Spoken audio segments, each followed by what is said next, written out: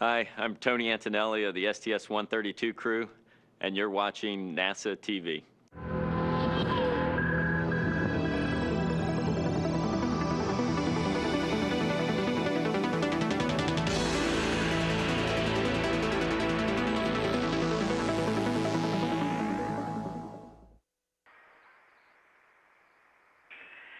Good morning, Atlantis, and a special good morning to you today, Tony.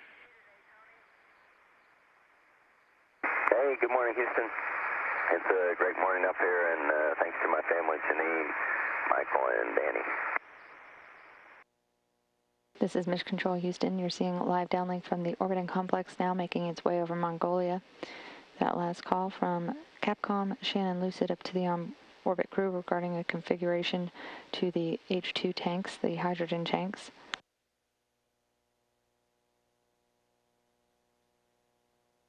Crew reporting back, and they will resume that conversation as soon as we resume communications link up with the orbiting complex.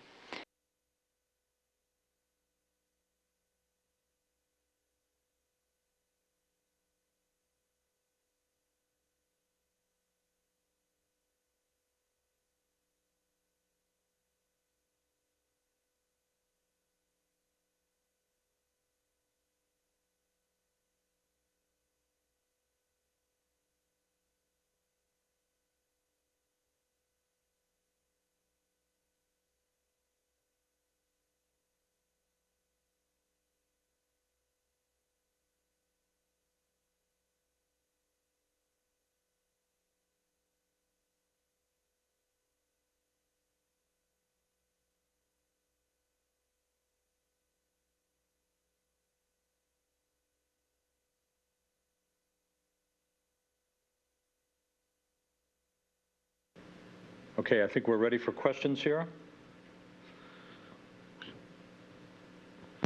Yes, we're ready for questions. Hi, this is Robert Perlman with CollectSpace.com and Space.com. A question for Atlantis' commander, Ken Ham. Yesterday, while answering students' questions, you said it would be an honor if it turns out that you and your crewmates are flying Atlantis' final mission. With that in mind, how would you have STS-132 remembered in the history books?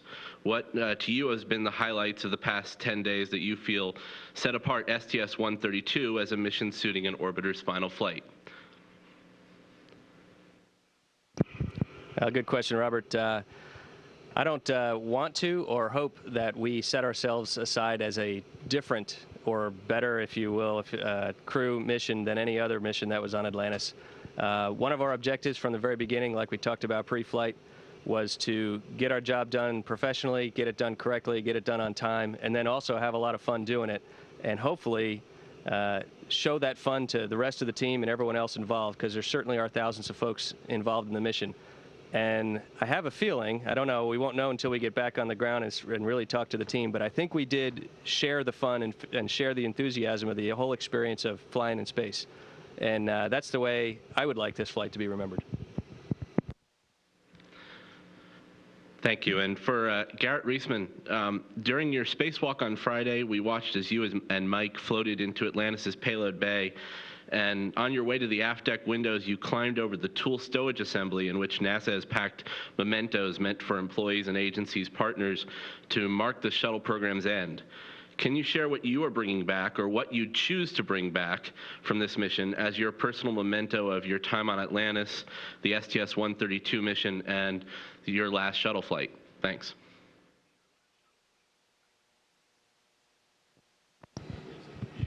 Well, let's see. First of all, I want to emphasize that we didn't take anything out of those compartments on the payload bay. We left everything right there. But as far as what I'm bringing back, you know, it's mostly memories is really what I bring back. Memories of not only the spacewalking and the views and the sunsets and the islands we saw, but just memories of all the fun we had. And that's really the main thing. That and photographs and video is that we'll be watching for the rest of our lives. Hi, this is Gerhard Daum with the German Aerospace Center and Space Expo Association. Question for TJ Creamer. What was your most challenging task and your most exciting moment during your long-duration mission? And did you experience anything you didn't expect? And what are you looking for most when you are back on Earth? Vielen Dank für diese Frage. It's what can I share most with you? I will tell you that there have been some absolutely astounding things, like the views that we've been able to experience out the windows. We've been able to do an awful lot of science and hard work together successfully. But I think that one of the things that I can honestly share back with you is just the bonding, the friendship, the camaraderie that exists, that when you work long missions together, and in that camaraderie is some absolutely gut-wrenching, tear-producing laughter that we've been able to share with some of the senses of humor we've had up here. And all that combined together is a very warm memory. Thank you. Question for Pierce Sellers. This is your third flight. As a veteran, was there anything new for you? And also, you had to perform lots of robotics tasks. Was it more difficult or easier compared to your training? Thank you.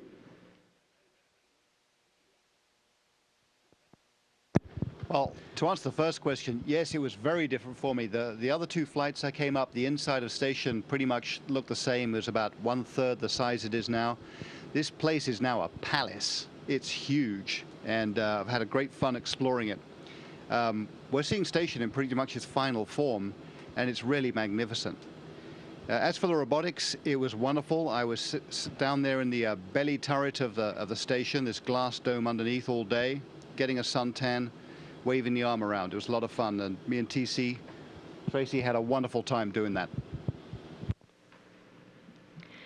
This is Jill Tolk representing the Cohasset Mariner in Massachusetts. So, of course, this is for Steve Bowen.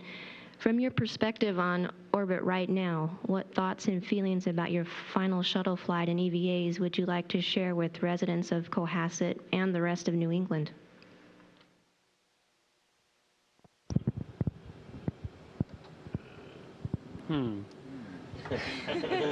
Missed the Cape Cod lead. Well, no, actually, I saw Cape Cod, which was kind of neat. I'll go back. Piers and I were up in the cupola enjoying the views the other day just for a few moments, and we happened to come right up over Cape Cod, and I got to look down and pointed out to Piers where my hometown was, where Cohasset was, and that was very exciting. So as a memory from this flight, I'm going to, the opportunity to share the world with my friends here on board the space station. And really, no matter where you are, you've got friends you can share with, so that's a great deal. Thanks, Steve-O. As a similar follow-up question for either you or Garrett. Garrett, before the mission, you had talked about all the hard work that you all were going to be doing on this mission so that you would have a great feeling of accomplishment afterwards. Not just a small feeling, but a great feeling when everything got accomplished. Could you all expand on that?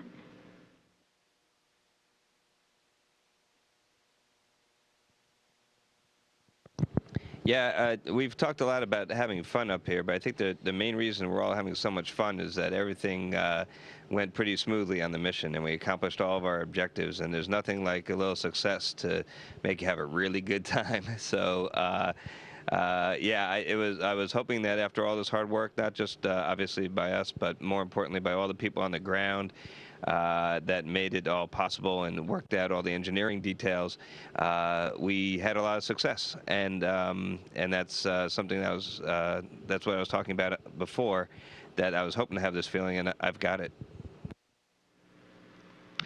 This is Peter Aylward from Southern FM in Australia. My question is for each of the crew members of Atlantis and any of the others who would like to contribute. If it were exclusively up to you, which city or town would you select to be the final location for a public display of Atlantis after her retirement, and why?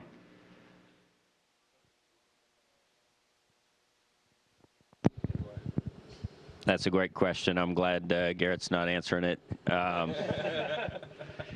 That's not for us to decide unless I get to pick, and then it would be in my backyard.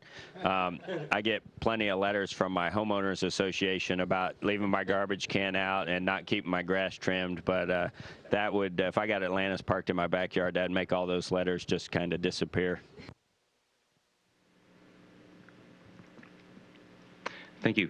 And this is a question for the members of the ISS crew. We've all had the experience of packing for a long trip and only to get there and realise that you've forgotten something large or small that you would really have loved to have brought with you. Have any of you had the experience on this flight to the ISS?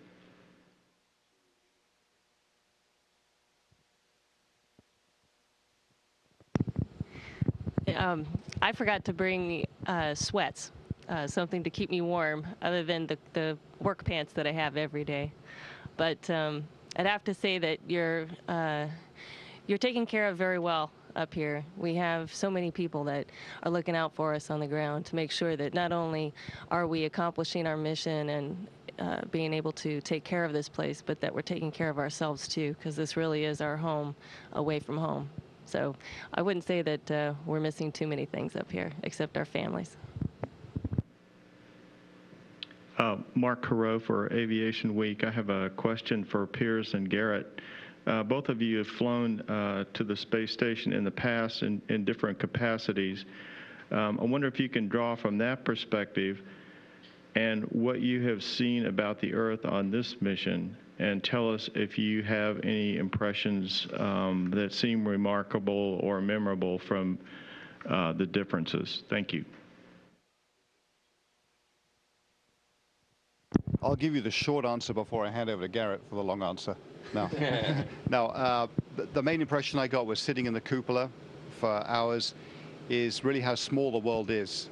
You go around it in 1.5 hours, but you can recognize fields, roads, city blocks down there. So we live in quite a small planet. It really brought it home. And I agree with Piers.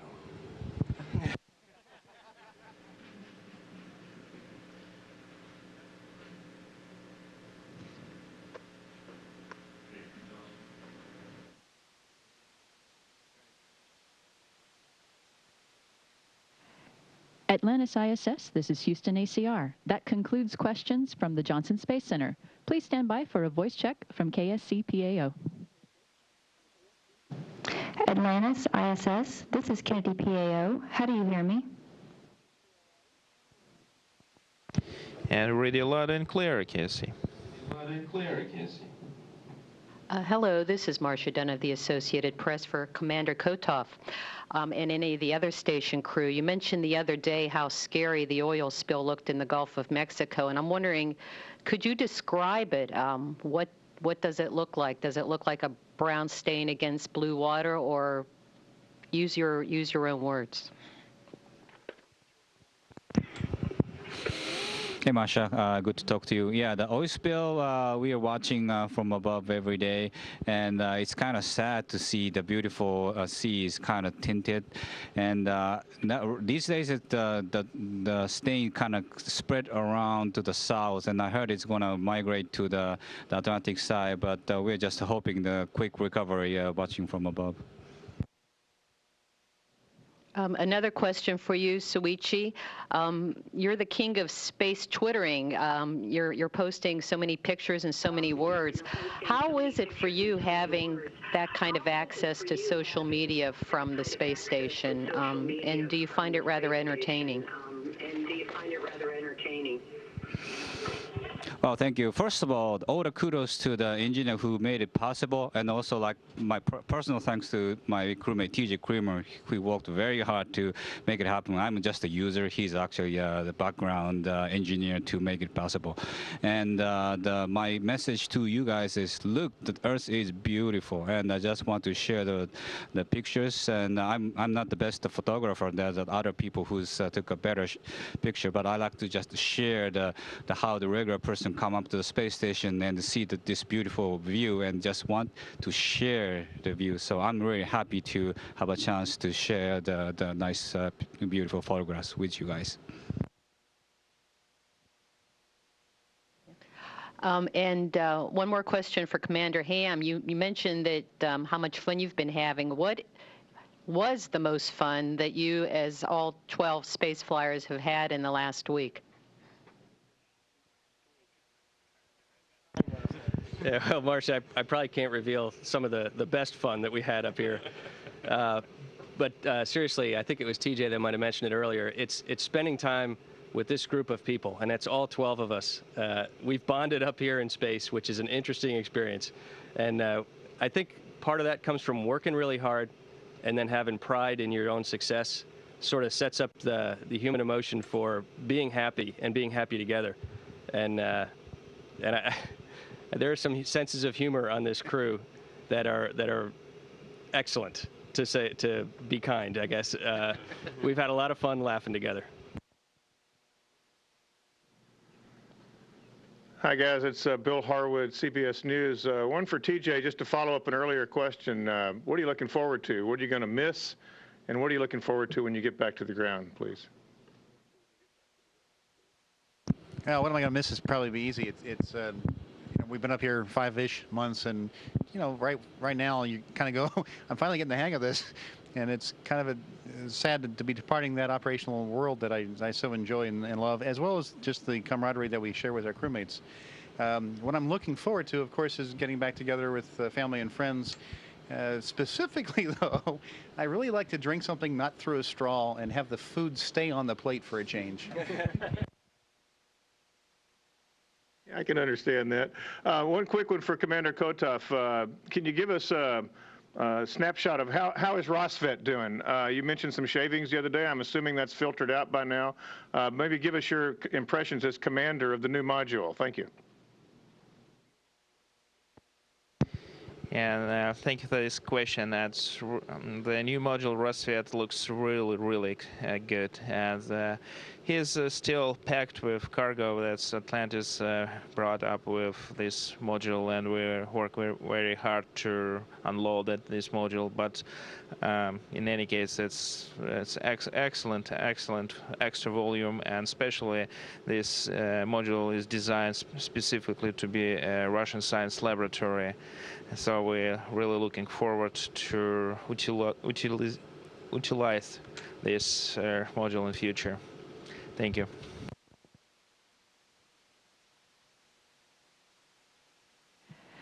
Atlantis ISS, this is Houston ACR. That concludes questions from KSC. Please stand by for a voice check and more questions from the Johnson Space Center.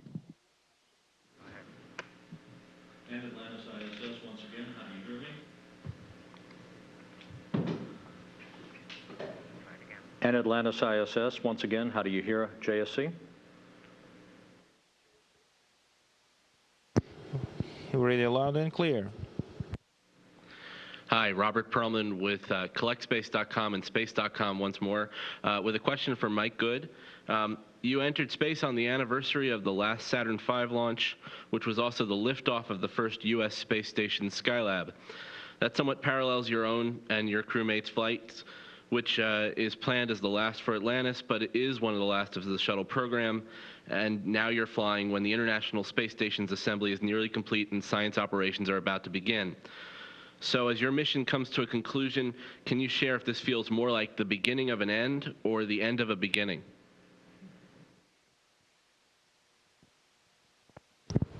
Oh, great question.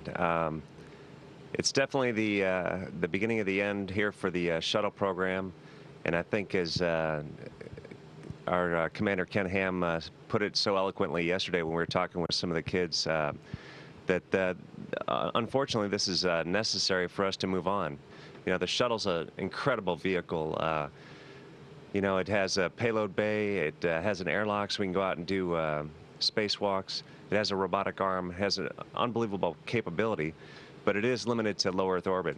And so as we continue to dream to explore further out into the solar system and to go further, we're going to need to go on to a new vehicle. And unfortunately, the space shuttle is not that vehicle. So we'll say goodbye to the space shuttle and look forward to a new vehicle and new exploration. This is Jill Tolk with the Cohasset Mariner. A follow-up question for Steve-O. The last time you were on orbit, there wasn't the cupola, of course. Could you describe for me the view or your experience sticking your nose against the windows of cupola? Did you get any nose prints on there? Yeah, the cupola is an amazing facility, and really, I think Piers and Tracy and Garrett proved its value with the robotic operations, which is the real purpose for its existence. If it had been up here a little bit earlier, you'd probably get a lot more use out of it. But for those of us that aren't doing robotics, it's just the most amazing place to sit and watch the world go by. And, you know, it's an opportunity to look down and see what the world looks like and reflect upon it.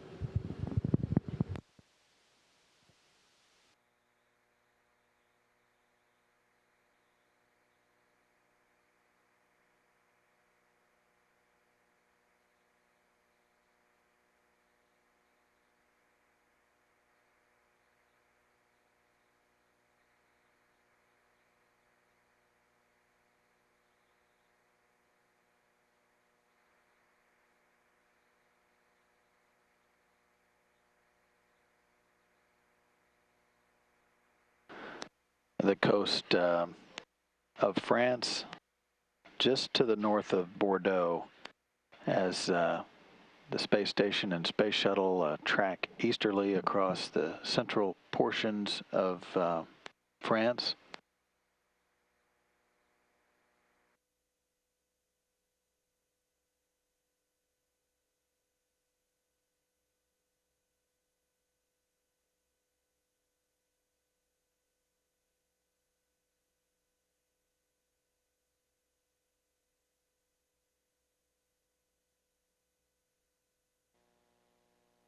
Houston Station, aren't you ready for farewell ceremony? And we're ready too. We're watching. Thanks.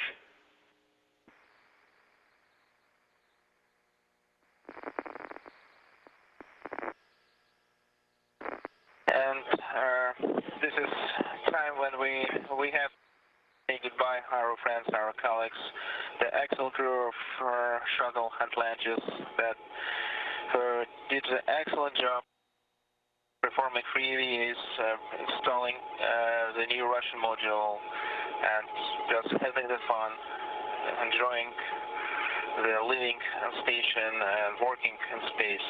And they show the good example of friendship, professionalism, and classic attitude in their behavior. So it's really needed goodbye, but it's time to departure.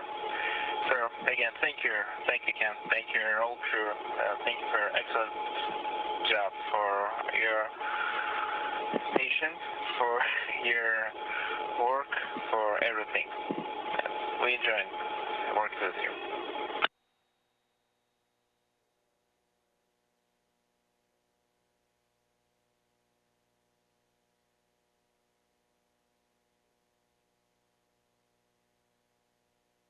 Well, like we are one happy shuttle crew, and we are happy because of all of your effort too. I think through our entire dock time frame here, we were a 12-person crew that operated together, and that was the only way that we got everything done and got MRM installed and got the EVAs done. So we are happy, but this one is to friends we're going to leave behind and new friends that we've made, close friends, my friend. We've had a great time together. And TJ will be home soon. Suichi will be home soon. It's all good. Alrighty. We're going to close the hatch shortly, and we're going to depart. And of course, as always, it'll be a little bit sad. But we'll see you all on the surface of planet Earth again soon.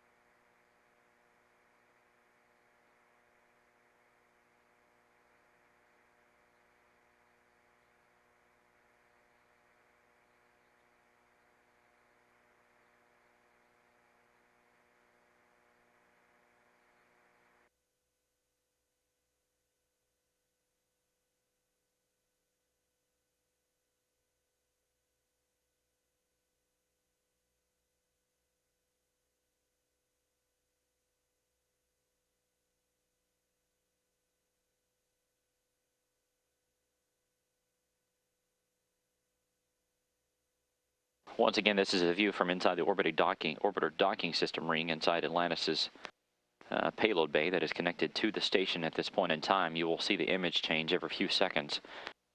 This is because we're getting sequential still video, which is a low data rate video. It just changes every couple of seconds, but it does indeed give us a view of the undocking coming up in about 3 minutes.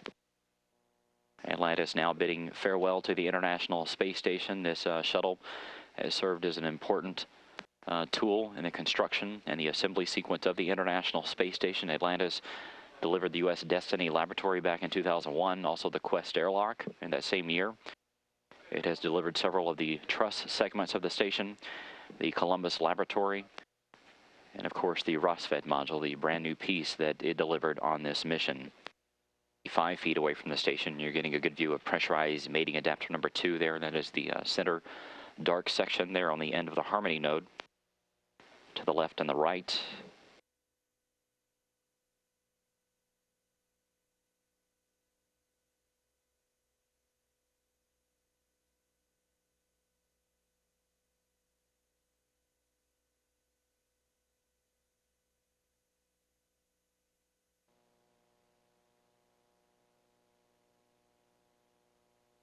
The shuttle's now 506 feet away from the International Space Station. This fly around is continuing with STS-132 pilot Tony Antonelli at the controls.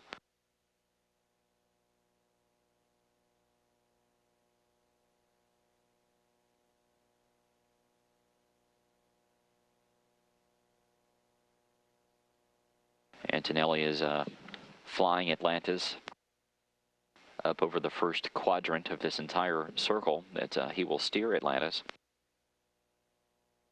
He's completed about the first 40 degrees. This is a view from inside Atlantis' orbiter docking system, looking back at the former home of the shuttle, pressurized mating adapter number 2. There on the left, you can see the Columbus Laboratory. There on the right, very obvious, is the Kibo Laboratory with its logistics module up on top.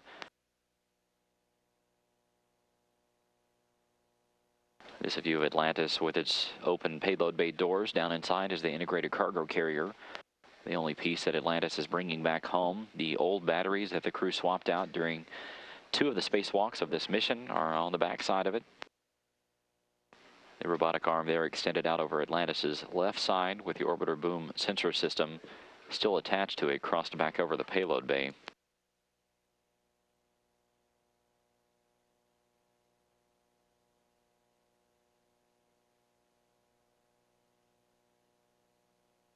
The Pacific Ocean down underneath both Atlantis and the station at this point in time. The 2 vehicles are 212 miles. Continuing to pass to the northeast, they're approaching the western edge of Mexico here in about 2 minutes.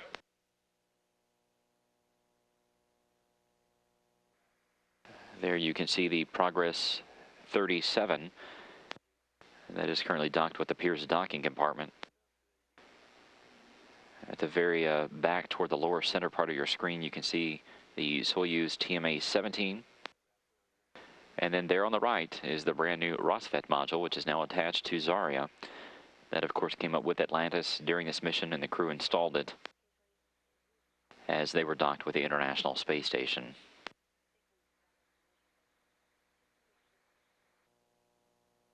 And there you can see the entire International Space Station complex there. If you look at the top, Atlantis currently casting a shadow on the solar arrays.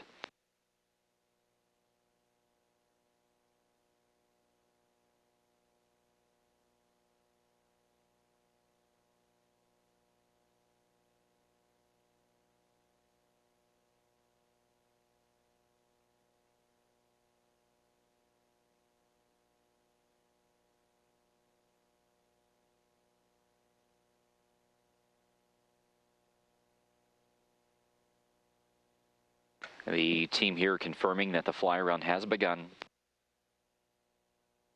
STS-132 pilot Tony Antonelli now at the controls from Atlantis' flight deck.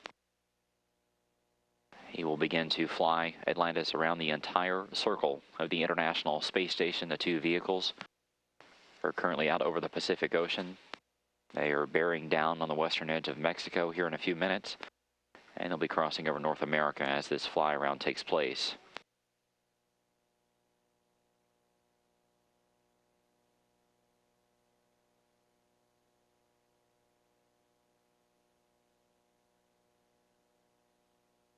Space Shuttle Atlantis and the International Space Station there staring each other down at a distance of 458 feet.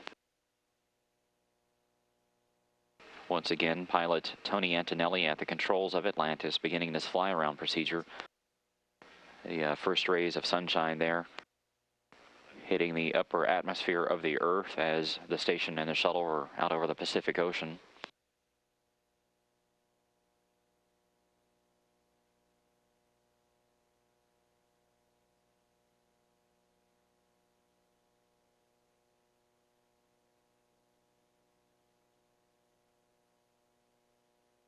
If you look very closely, you can see some of the jets at the back of Atlantis firing. If this STS-132 flight does indeed turn out to be Atlantis' final mission, this will be the last time that we actually get to see a full shot of the shuttle up in space from the space station cameras.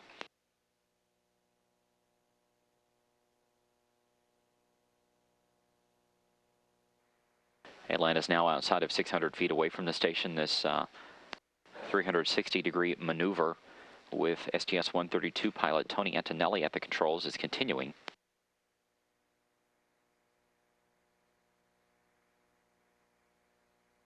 This is Mission Control Houston, the western edge of Mexico coming into view now. The station and the shuttle 213 miles above the Earth. They're passing directly in between Mazatlan and Puerto Vallarta. It's a fairly cloudless day there on the coast of Mexico.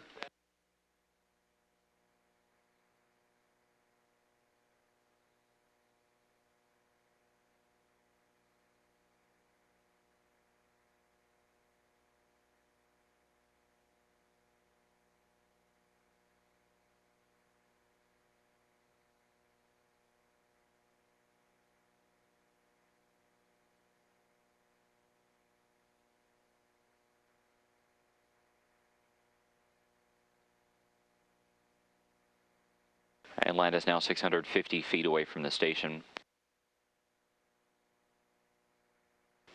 The shuttle passing over the Russian segment. And the two spacecraft just crossing the edge of Texas. They're passing over the cities of Uvalde, Kerrville, Fredericksburg, Killeen. It'll go over Corsicana right there on Interstate 45. And then cross right in the middle of Dallas and Tyler.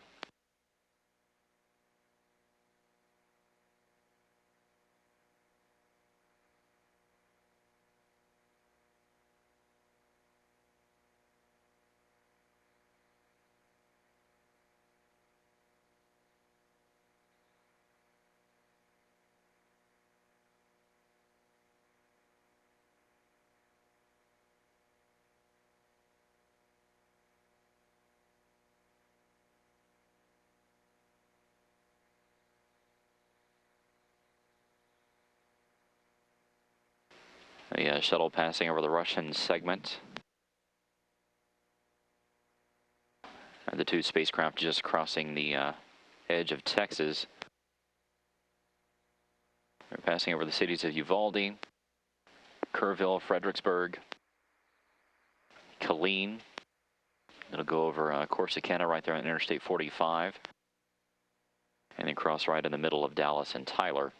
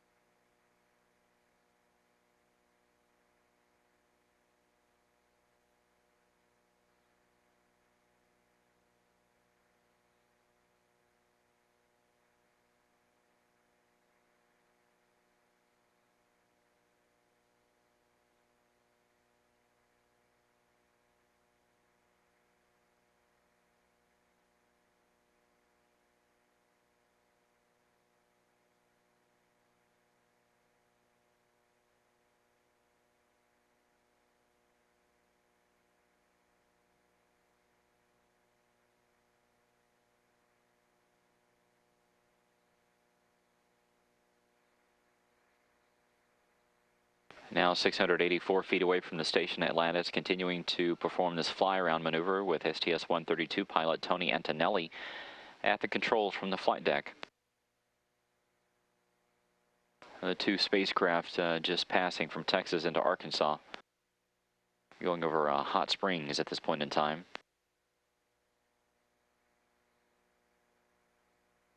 They will cross the very southeastern tip of Missouri and then head over parts of Kentucky and then into Indiana.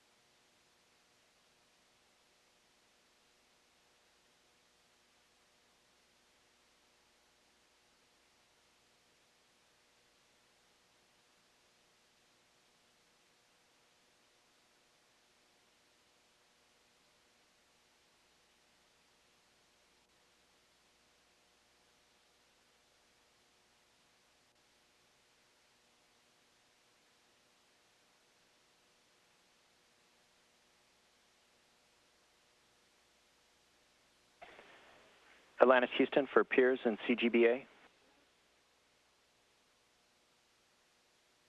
Go ahead. Hey Piers, that time you just called down to us for CGBA was about 12 hours ago. We're wondering, did you read that value off of a card from earlier today, or is that a fresh read from recently? Hold on, I thought I got it off my watch. 8:23:30, right?